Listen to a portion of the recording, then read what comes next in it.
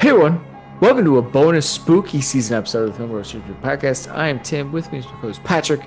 How you doing, buddy? Loving spooky season. Loving spooky season. We're It's my doing it. time now. Oh, I like the Pacino. Yeah. Yeah, not everybody loves that movie, and we're Well, they're lovers. wrong. Yeah, exactly. So anyway, we got our second movies of our month, and good week, pretty good week. Fantastic week, in my opinion. Yeah, I Uh, think I think we did it. yeah, you got to watch your very first Hammer horror movie, and I we both know, it's and we exciting. discovered it was exciting, and we got to discover a brand new movie that came out this year that I couldn't see because my back was broken and I couldn't go out to the theater. Yeah, Bane But broke better you. late than never. Yeah, for real. The Monkey. The monkey. Well, Holy shit, what a yeah. movie. Not only do we get a brand new movie, but it's your boy King Yeah. that you're getting a dose of because that is one of your favorites.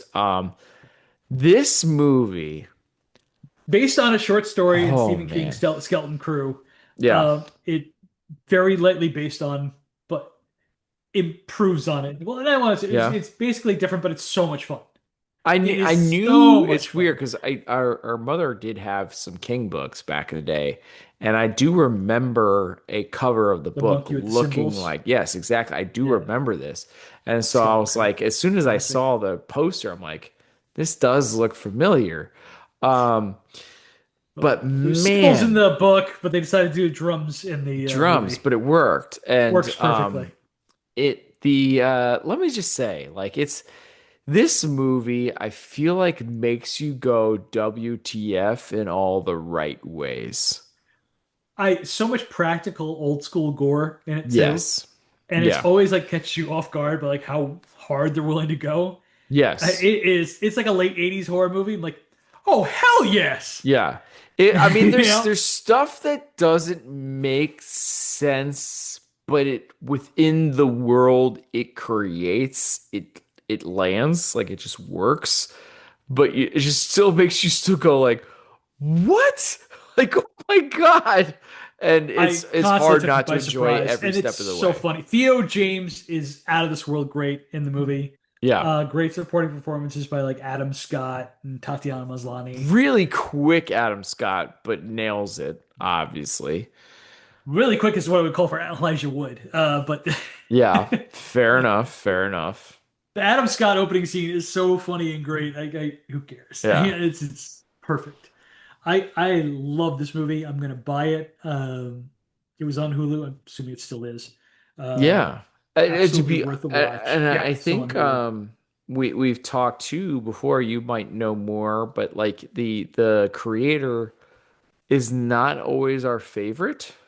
Osgood Perkins, son of Anthony Perkins, most famously, just recently directed Long Legs, was a huge hit. I don't. Yeah. I think it was the at the moment at the time that came out, I thought it was his best movie, but I did not dig Blackcoat's Daughter or Gretel and Hansel. Yeah. I'm right there with you. I agreed on And all of that. But this movie blew me away. Like I wish he makes every movie like this now. Like this is old school, great 80s laugh out loud horror, great It gore. worked. Yeah, everything works. Like the horror elements worked. There was still fun to be had with it. Um, and like I feel like sometimes in the past with him, there was your WTF moments that just didn't land and it sucked you out of the movie. And every WTF moment in this movie was like, yes, more. Okay, so all those movies are always visually interesting looking at. I Yes, mean, no matter that's what, true. visually fascinating to look at and Good pretty. point. Yeah. But a lot of times his main character, like he's really got to think about autistic characters or something like that, or characters that barely speak. In this Which movie, kind of tracks with this movie. no, I wouldn't call any of the characters autistic. They're more like traumatized, Okay, and fair, so they're fair, just fair, fair. Okay. they're like nonverbal, like the other characters are in his previous movies, like in Long Mm-hmm. Legs and Mm-hmm. Mm-hmm. other movies. So like this one, like so I get what you're you know, saying. entertaining throughout, Right. and yeah, what a blast! Ah, No, it was a lot of fun. It and some of the was. best kills I've seen in years. I mean, just real They were surprising fun. stuff. They were all fun, and there's definitely a few that makes you go, "Oh my God, okay." Yeah. Like there's just some really good ones throughout. And again, yeah, really good. What's the main guy who plays both Theo brothers? James. Yeah, he Yeah. was really good in this movie. We've seen him Yeah. before. He He was was in the really second season good. of White Lotus, most recently in Yes. Netflix's The Gentleman as well, which is very good in that.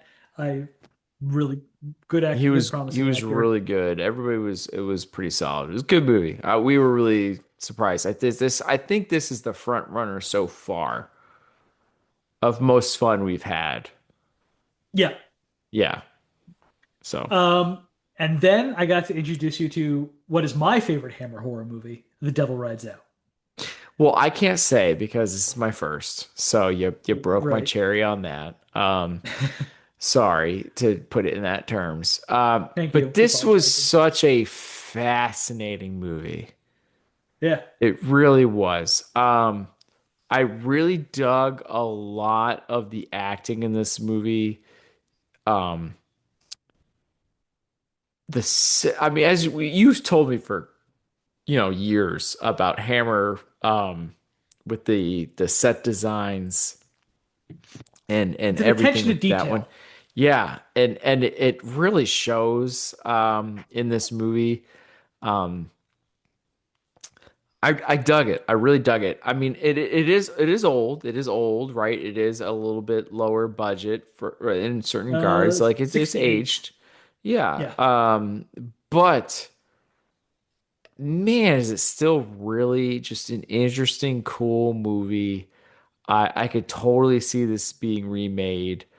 Um, maybe not as good depending on who has their hands on it, but um, and Christopher Lee is just Yeah, it's I know you so were a little good. put out because I was showing you a movie where Christopher Lee wasn't playing the bad guy.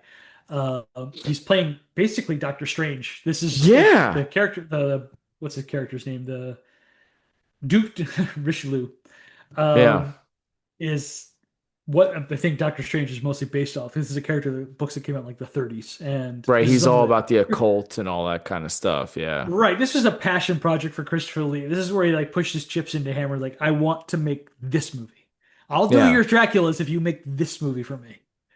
And but you got Yeah. Charles Gray as the villain, Blofeld from Diamonds Are Forever, the professor in Rocky Horror. So Also, I forget his character name, but You Only Live Twice. He was in You Only Live Twice as well, playing a uh, completely different character. But yes.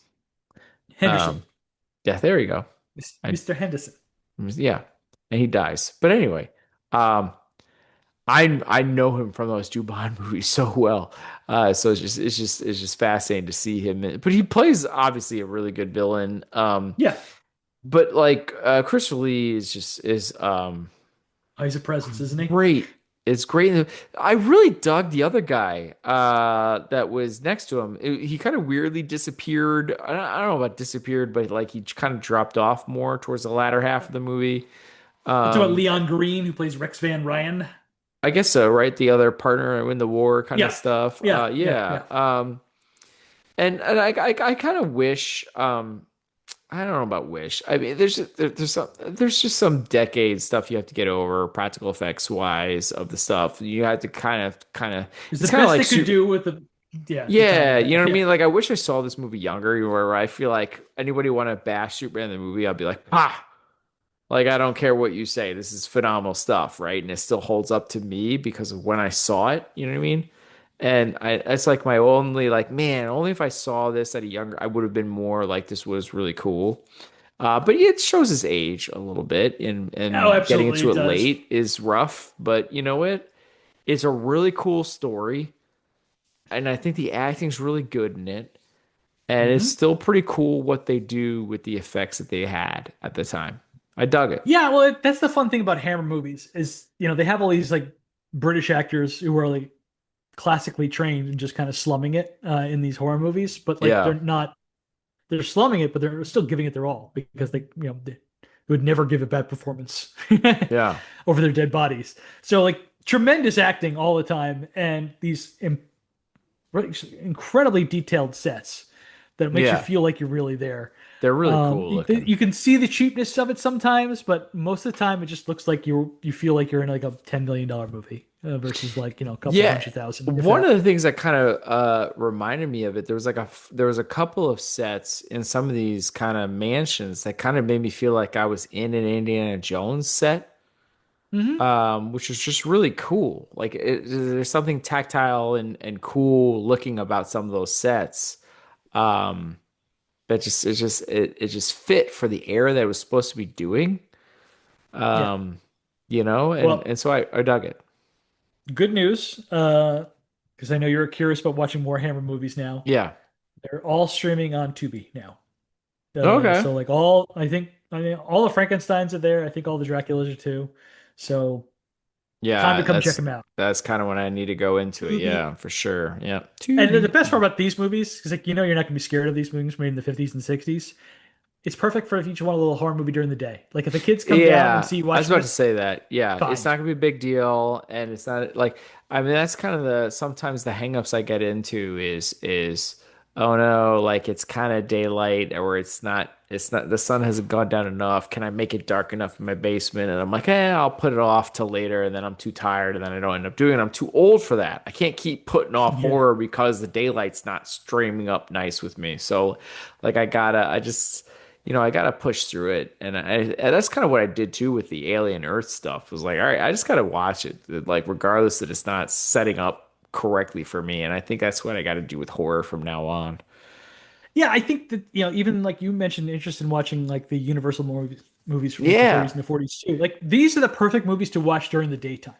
yeah, It's fine. for You sure, can for still see how sure. beautiful they were, and you don't have to worry about like, okay, but I won't have the right, environment to be Yeah, scared. Like you're not gonna be scared of these things anyway. You can just appreciate like the great acting, fantastic sets, and creature designs, and go with it. yeah. And you know what? I gotta say, these noise canceling kind of headphone type stuff has really helped with some of that stuff. So even with Alien Earth. So you're right. I Definitely. gotta get on it. I gotta get on it. You're right. All right. All right, man. Uh, I yeah. think that's So it, right? I don't anything think there's else? anything else. No, I think that's it, man. All right. Well, that is it for us. Please share your support for podcasts by leaving a review on Spotify, Apple Podcasts, Google Play Music, or wherever you happen to listen to the show. Also, sharing is caring. Be sure to follow us on social media to get the latest show updates. You can contact us by emailing at filmbrochamp@gmail.com or find us by searching for the hashtag FilmBroChamp. Thank you for listening to this episode of the Film Bro Championship Podcast. Peace out. See ya.